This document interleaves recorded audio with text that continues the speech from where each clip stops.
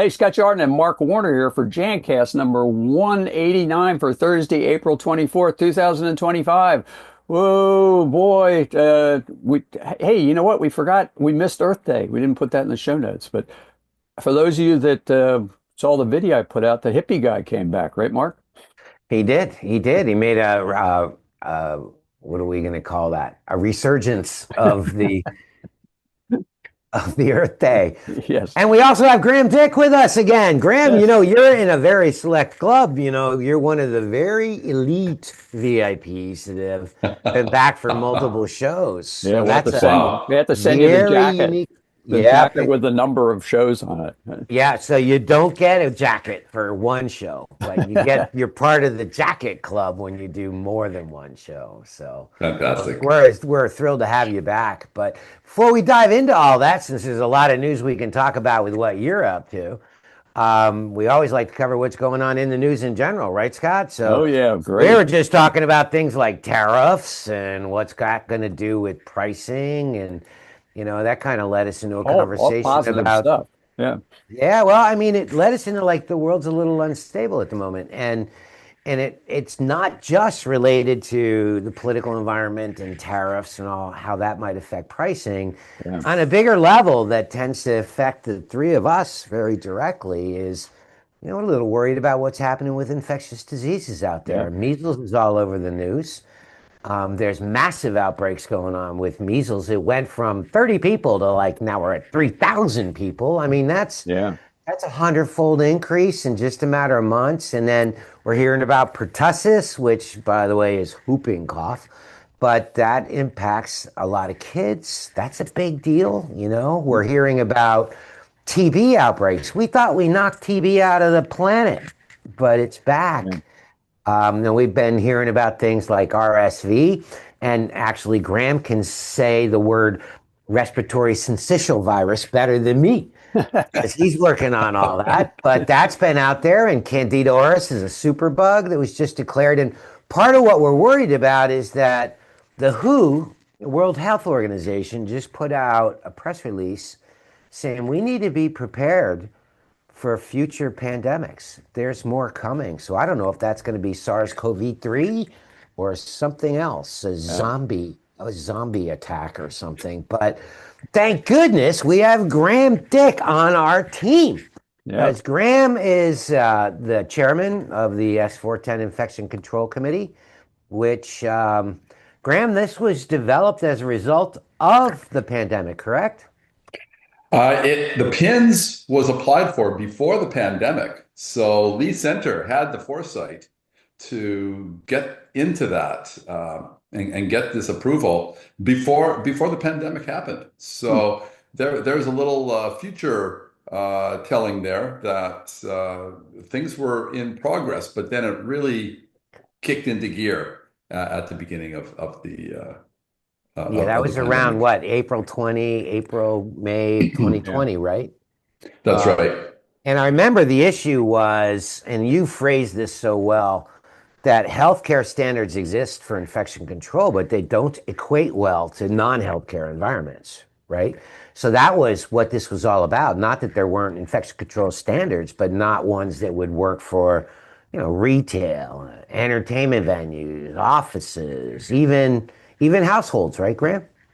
That's right. Like we said last time, it was the Wild West. Anyone that could buy some disinfectant and sprayer was suddenly a viral decontamination expert, Yeah. and there Yeah. was really Right. no guidance in the Oh, market to guide what was real and Yeah. what was good and how people needed to operate in order to have a measurable benefit.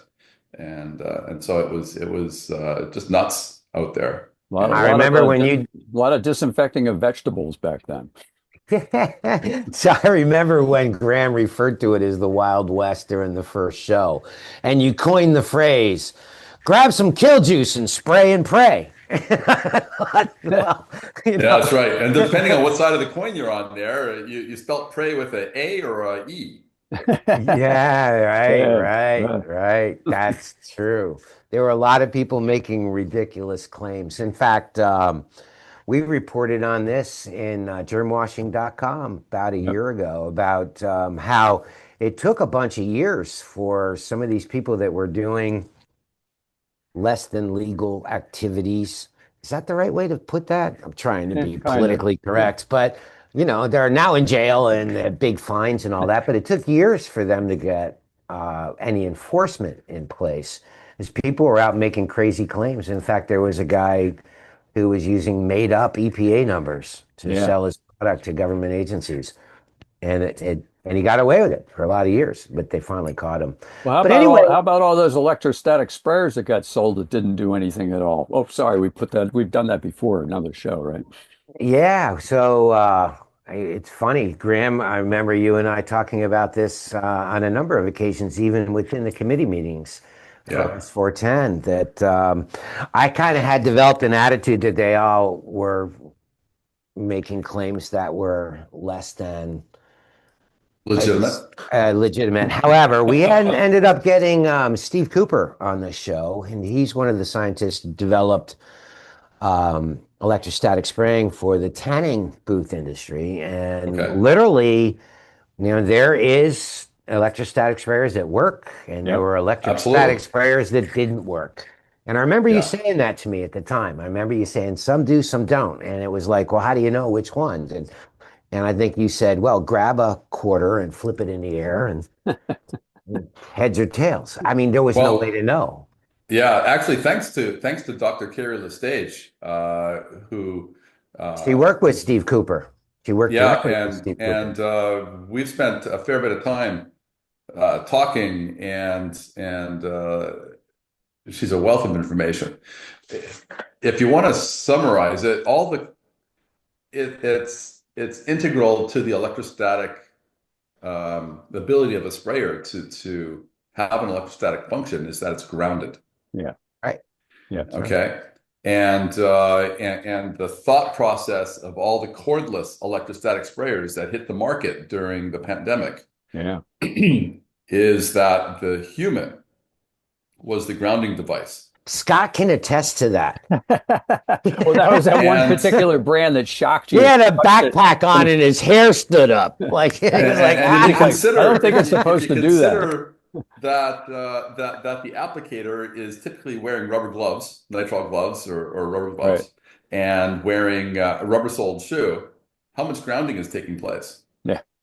And yeah, so and so the fact is that all of those cordless machines basically were paperweights. They were just glorified sprayers. Yeah.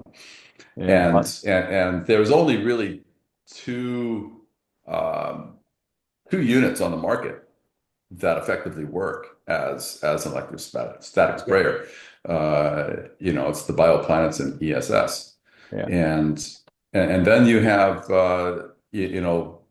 when Bioplanet developed their cordless machine, it took them quite a lot of R&D to get it right and to get it actually working, and it does have basically a grounding cord uh, to enable it to have electrostatic function, and that's one of the key differences. Well, one of So the best pieces, parts of that is like one of the topics that was discussed by the S410 committee as things to kind of incorporate in the tools and equipment section, which you and I worked on personally together, Graham.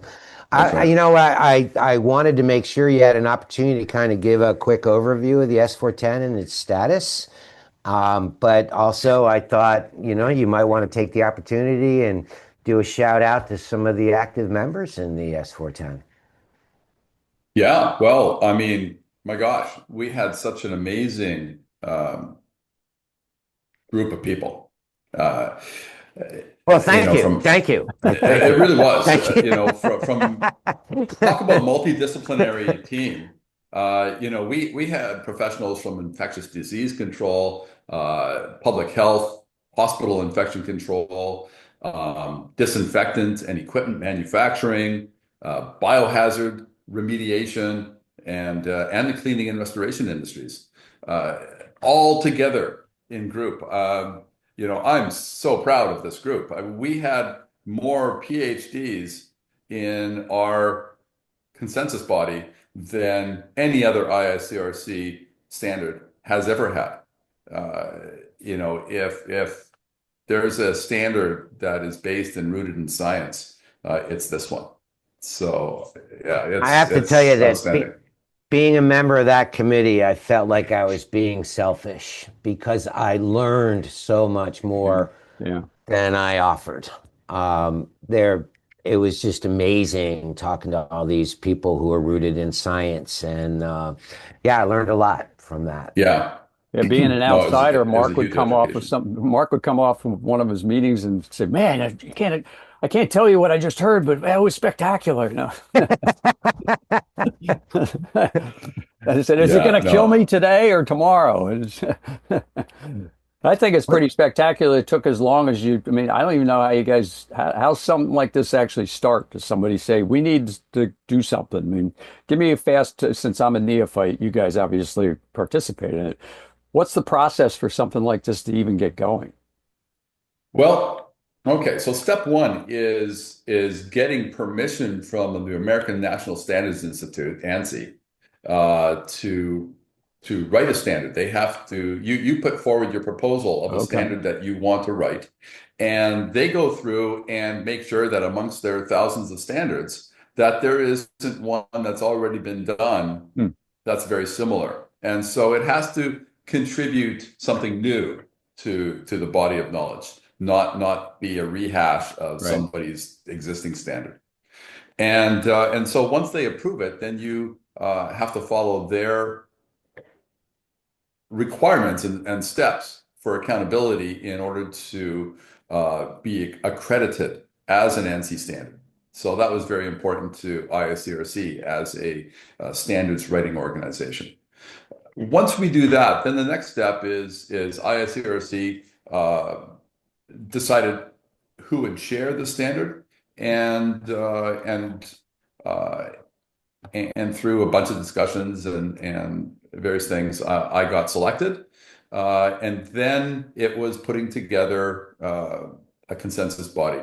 IICRC advertised the standard, that there was an opportunity to collaborate on this development, and people applied. There was, you know, some recruiting, quite frankly, to various subject matter experts around the industry. I remember in the early day, just for example, Dr. Gene Cole, who you guys probably know better than me. And there was a conversation, and he so badly wanted to be a part of it, but he just didn't have the bandwidth, and he was also in the middle of retiring and trying to pull back. And so he said, call me anytime, but I can't be on your committee. It was like, oh, doggone it. But he was involved behind the scenes. I shot the draft to him a number of times, and he was so good to be able to read it, provide feedback, and go, hey, I like this, and this could be improved. And that helped us. And he is just one example. Other people did come on board and work hard through the whole project. And unfortunately, there were some people that started the project that were fantastic in the early stages, and then for one reason or another couldn't complete. It was a multi-year project, and life happens. Yeah. And so everybody has different circumstances, but there were some strong contributors in the early days as well, Cool. that we definitely want to shout out to. And a Good. strong vice chair in Mark. Absolutely. He contributed a lot. He's an ISO instructor and a professor at some colleges in New York City. So Yeah, Cooper Union. Yeah, yeah, Cooper Union. So he offered a lot too. yeah, yeah. No, we had a great team. One of the questions that used to come up to me a lot, Graham, was what made the S410 different from, let's say, the S400 cleaning standard or some of the other standards that exist. And I remember you kind of building a phrase around the fact that there may be a lot of standards out there, but they don't necessarily require the verification and validation that what you wanted it as a desired result is what you got. Yeah, yeah. right? So, It's that's right. Yeah, yeah, right in the foreword, I wrote, this standard is for cleaning, sanitizing, disinfecting, evaluating, and maintaining indoor spaces to achieve hygienically clean outcomes that are measurable and verifiable. And that's really the significant difference between the 410 and the other cleaning standards. Almost all cleaning standards are around aesthetics, and and the amount of guidance on disinfecting and what disinfectants do and how they work, and how to get a verifiable a result is missing. Almost everywhere is what has been the standard has been to say, I apply this disinfectant, and then you just assume a result. Yeah. And yet almost every professional that I've talked to, we all agree on what I'm going to say next, and that is I have never actually watched a technician apply a disinfectant according to manufacturer's instructions for use. Right. Well, right. pre-pandemic, people didn't even know anything about dwell time. If at just Yeah. one point, I mean, they had no concept of dwell time. What's that? Yeah. Well, I So loved how yeah, the standard dove into the chemistry and all the different types of active agents that are out there, the pros, the cons. What I enjoyed was working on the section with you, Graham, on tools and equipment. That was fascinating because I didn't, we were not able to necessarily find a lot of resources to borrow and use. We had to literally do some of our own research regarding things like vacs and HEPA filters and what's appropriate and what's not. I think this may be one of the few standards that actually addresses that. Is that fair to say? I think we address it in a unique way. Uh, we looked at equipment, tools, and supplies from the perspective of how do these things potentially impact the spread or the containment of contaminants and pathogens. Uh, and most equipment focus other places is about simply, how to use it. How to use this piece of equipment, how to use this sprayer, how to use this mop, how to use this machine, vacuum, whatever the case may be. And without any thought about how it can spread germs around. It can contribute to making the indoor environment worse. Uh, when you talk to infection control people in healthcare, one of the big concerns in training people is the recognition that most cleaning is just smearing the germs around. It's not removing much.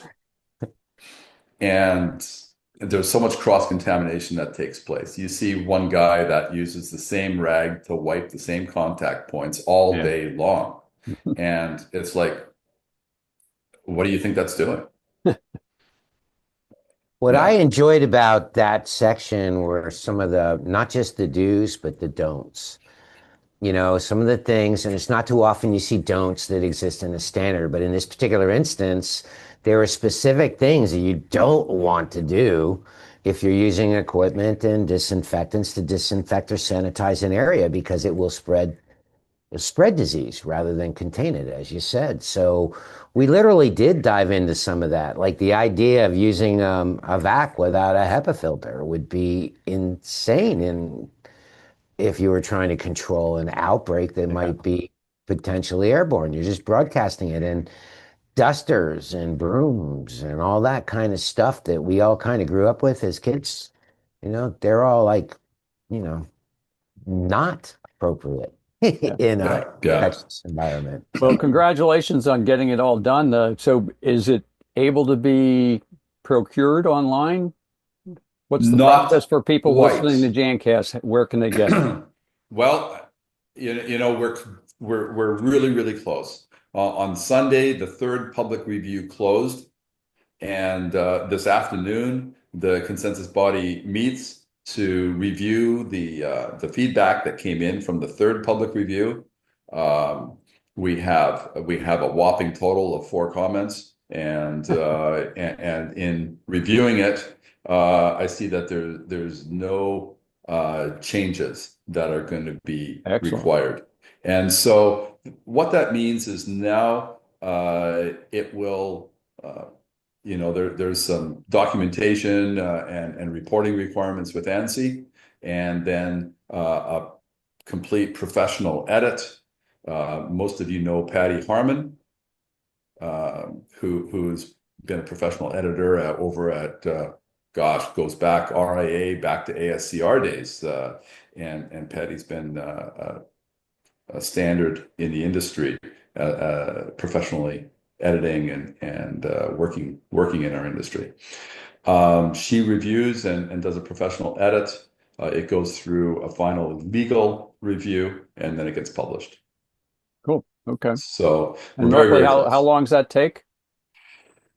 I'm I just would trying to say, anticipate people saying, when can we get a hold of the final I document? know, I would say 90 days. Okay, cool. Good. Yeah. And then we'll be all ready for the world. Yeah, it's I know I've been having conversations and people are clamoring. It's just like, I can't wait to get my hands on this. Yeah. Oh, we need it, Yeah, right? it's People are it's still it's doing so things needed. wrong. That's right. That's Yeah. right. Good. Well, thank you very much for joining us, Mark. Any closing statements before we go off to the safe world of germ-free environments and all that? Well, just, what we have, the bright light on the horizon, is that we have folks like Graham Dick and the rest of the members of the S410 that Yeah. are leading the charge, keeping us ahead of the game. So we're blessed to have you. Yep. Thank you very much, Graham. Yep. Yeah, thank you. Thank Yep. you. Thanks for It's been a joining us. pleasure and an honor to join you guys once again. Okay, we'll get you on again. Thanks a lot for All right. joining us. Okay, Have a see you, wonderful everybody. day. Okay. Bye.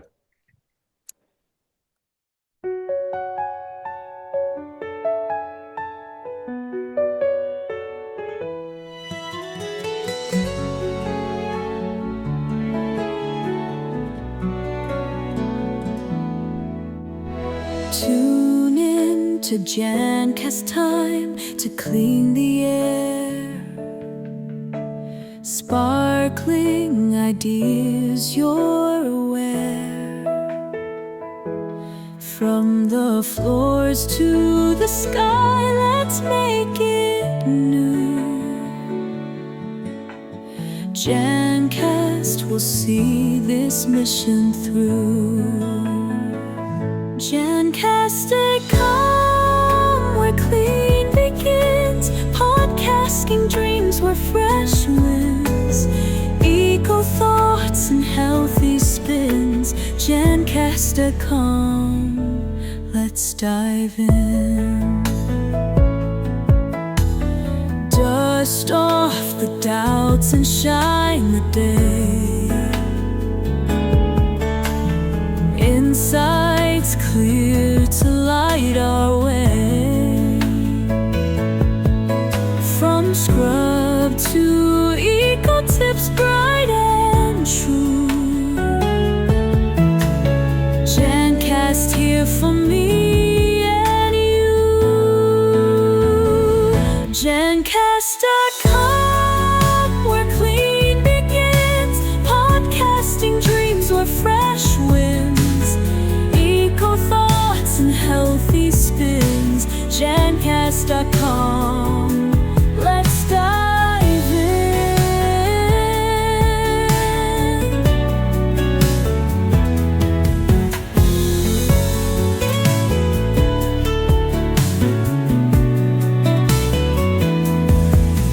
Dust off the doubts and shine the day.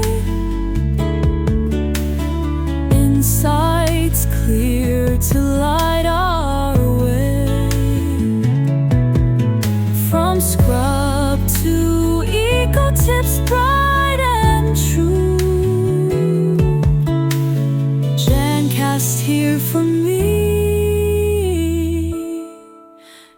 you.